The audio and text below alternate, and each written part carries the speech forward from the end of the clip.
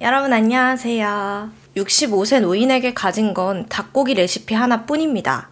1009번의 거절, 그리고 1010번째. 기적은 그제야 찾아왔습니다. 흰 정장을 입은 할랜드 데이비드 샌더스. 그는 자동차에 프라이팬을 신고 전국을 돌았습니다. 제 치킨은 다릅니다. 한번 맛만 봐주세요. 하지만 돌아온 건 냉정한 거절뿐이었어요. 그리고 그 순간 그는 문득 지난 날을 떠올렸습니다. 타버린 닭을 들고 어머니에게 죄송해요 라고 하던 어린 시절을요. 샌더스의 어린 시절은 고난의 연속이었습니다. 5살, 아버지가 세상을 떠나서 어머니 마거릿은 낮에는 봉제 공장, 밤에는 청소 일을 하면서 아이들을 키웠어요. 집안일은 7살 샌더스의 몫이었죠. 그날 어머니에게 요리를 배우기 시작했습니다. 첫 요리는 감자였는데요. 껍질 벗기고 자르고 끓이고 으깨서 동생들에게 나눠줬어요. 동생들이 너무 좋아하는 거예요. 맛있다면서. 동생들이 웃던 그날 샌더스는 이렇게 말했어요. 내일은 옥수수죽 해줄까? 요리에 대한 열정이 그 작은 부엌에서 피어나기 시작했습니다. 어느 날은 어머니가 독감으로 쓰러졌던 날이었어요. 샌더스가 아픈 엄마를 위해서 처음으로 닭고기 요리에 도전합니다. 하지만 결과는 처참했죠. 닭은 반쯤 다 타버렸고요.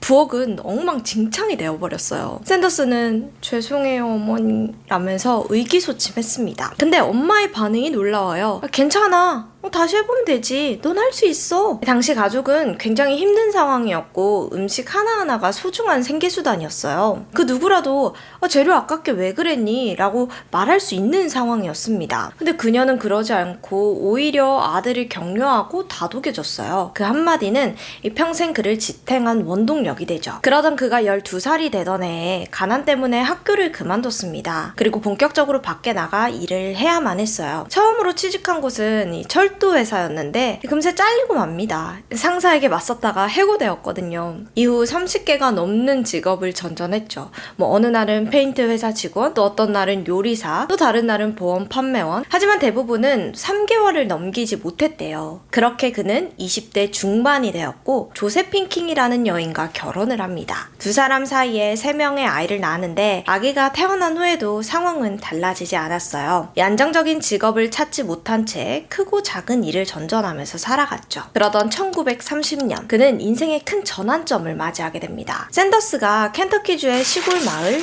코번에서 작은 정비소 일을 하고 있었거든요. 어느 날 그는 문득 이런 생각을 하게 돼요. 이 도로에는 트럭이 정말 많이 다니잖아. 그럼 여기가 앞으로 도로 교통의 요지가 되지 않을까? 그는 상권의 가능성을 직감했고 이 주유소를 운영하면 수익성이 꽤 높을 수 있겠다는 판단이 섰습니다. 샌더스는 셀이라는 석유 회사의 주유소 부지를 빌리기 위해서 접촉을 해요. 그 회사에. 그런데 마침 셀 입장에서도 반가운 상황이었습니다. 당시는 미국 대공황 직후라 이곳 역시 유통망을 확장할 파트너가 필요한 상황이었거든요. 그래서 회사 측은 그에게 이렇게 제안합니다. 임대료 대신에 주유소에서 벌어들인 매출의 일부를 나눠 갖자고요. 즉 초기 돈이 없어도 가게를 시작할 수 있는 조건이었죠. 이게 샌더스에게는 정말 매력적인 제안인 겁니다. 쉽게 말해 오늘날의 가맹점 계약 같은 구조인 거예요. 주유소는 시골길 한 가운데에 자리 잡고 있었고 길 위를 달리는 트럭 운전사들과 여행객들이 잠시 쉬어가는 공간이 되었어요. 그러던 어느 날 샌더스는 문득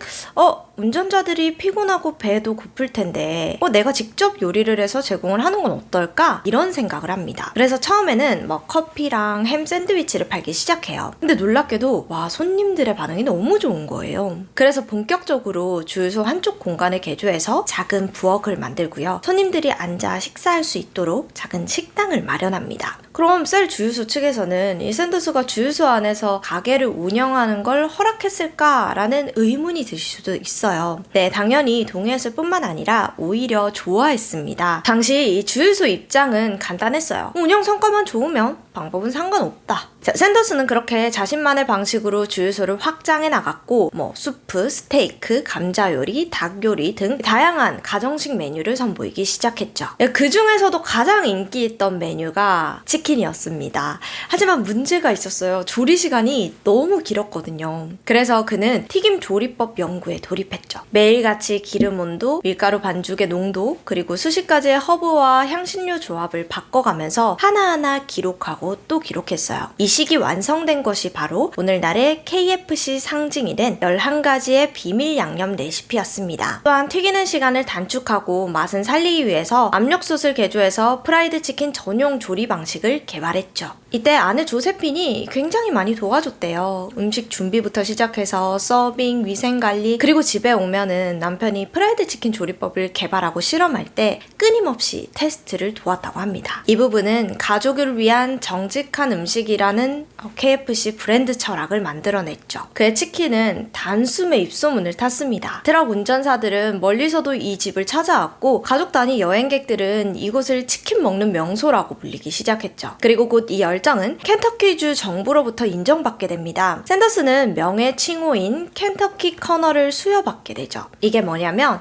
지역사회에 공헌한 인물에게 주어지는 존경의 상징 같은 거라고 보시면 됩니다. 이후에는 샌더스 코튼앤 카페라는 이름을 붙이고 공간을 확장해 갑니다. 식당 옆에는 작은 모텔도 함께 운영을 하면서 식사와 숙박을 동시에 제공하는 복합 공간으로 발전시켰어요. 사실 오르막이 있다면 내리막도 있는 법이죠. 먼저 찾아온 건 가정의 불화였어요. 샌더스는 아내 조세핀 킹과 이혼을 하게 됩니다. 가장 큰 이유는 조세핀이 많이 지쳐 있었다는 점이에요. 샌더스가 중년이 넘어서도 경제적으로 불안정한 탓에 조세핀은 오랫동안 자녀 양육과 집안일을 혼자 감당해야만 했죠. 그리고 막 사업이 조금씩 풀리기 시작하던 무렵에는 남편이 가정보다 일에 더 몰두하게 된 거예요. 이때부터 두 사람의 거리감이 점점 커졌습니다. 훗날 샌더스는 가정을 돌보지 못한 것을 평생 후회한다고 회고하기도 했습니다. 또 일부 기록에 따르면 그가 다른 여성과 연락을 주고받으면서 아내와의 신뢰가 완전히 무너졌다는 이야기도 있습니다. 특히 이혼 직후 곧바로 클라우디아 프라이스라는 여성과 만남을 가졌었는데 이 부분은 그런 주장을 뒷받침하는 부분이 되기도 했습니다. 이어서 일적으로도 위기가 찾아옵니다. 시간을 1950년대 초반으로 돌려볼게요. 이 시기는 미국 전역에 고속도로가 새롭게 건설되던 시기였습니다. 근데 새로 생긴 도로는 샌더스의 식당 앞을 비켜가 버렸죠. 트럭과 자동차가 지나지 않자 손님들의 발길도 뚝 끊기고 맙니다. 결국 그는 식당을 폐업할 수밖에 없었어요. 손에 남은 건 65세부터 받는 연금 105달러와 자신이 평생 다듬어온 닭고기 레시피 하나뿐이었습니다. 샌더스는 한동안 좌절했지만 그래도 포기하진 않았어요. 그는 다시 정장을 꺼내 입고 양복 안주머니에 레시피를 넣었습니다. 그리고는 한 손에는 후라이팬, 한 손에는 운전대를 잡고 자신의 차를 몰면서 전국을 돌아다니기 시작해요. 제 치킨은 다릅니다. 한번 드셔보시면 아실 겁니다. 라면서 식당을 찾아갔습니다. 그는 각 지역의 레스토랑을 하나하나 방문하며 직접 요리를 해보이고 자신의 레시피와 브랜드 사용 계약을 제안을 했어요. 하지만 세상은 그리 호락호락하지 않았습니다. 메뉴 이제 충분해요. 가세요. 닭 요리는 이제 지겨워요. 닭 요리가 얼마나 많은데. 수염난 노인네가 무슨 프랜차이즈를 한대요?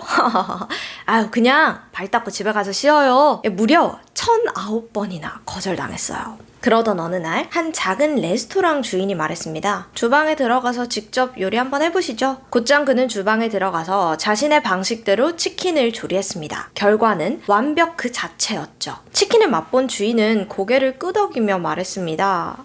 우리 메뉴로 한번 해볼게요. 그 순간이 바로 KFC 프랜차이즈의 시작이 되었어요. 제가 앞서 언급했듯 샌더스가 커널이라는 명예 칭호를 받았잖아요. 근데 이 칭호를 공식적으로 자신의 브랜드 아이덴티티로 사용하기 시작합니다. 이름 앞에 커널을 붙이고 흰 정장, 나비 넥타이, 단정한 말투, 예의 바른 태도까지 남부 신사의 캐릭터를 완성했죠. 1950년대 후반부터는 프랜차이즈 가맹점이 점점 더 늘어나기 시작했고 그의 하얀 정장과 미소는 미국 전역 광고에 등장하기 시작했죠. 그리고 이는 곧 캐나다, 영국, 멕시코, 일본까지 진출을 했습니다. 1964년 74세의 샌더스는 KFC를 기업가에게 200만 달러에 매각합니다. 하지만 그는 한 가지 조건을 내걸었어요. 내 얼굴, 내 이름, 내 철학은 그대로 남겨주세요. 회사는 그의 뜻을 존중했습니다. 그리고 그는 명예대사로 전 세계 매장을 직접 방문하면서 치킨을 점검하고 직원들을 격려했죠. 어느 매장에서 소스 비율이 다르면 그는 조용히 매니저를 불러서 이렇게 말했어요. 내가 샌더스가 만들던 방식은 그게 아니에요. 다시 하세요. 어느 누구보다 브랜드에 애착을 가졌던 그는 죽는 날까지 유니폼을 입고 활동했습니다. KFC 광고 속 그의 모습은 연기가 아니라 실제 그 자신이었습니다.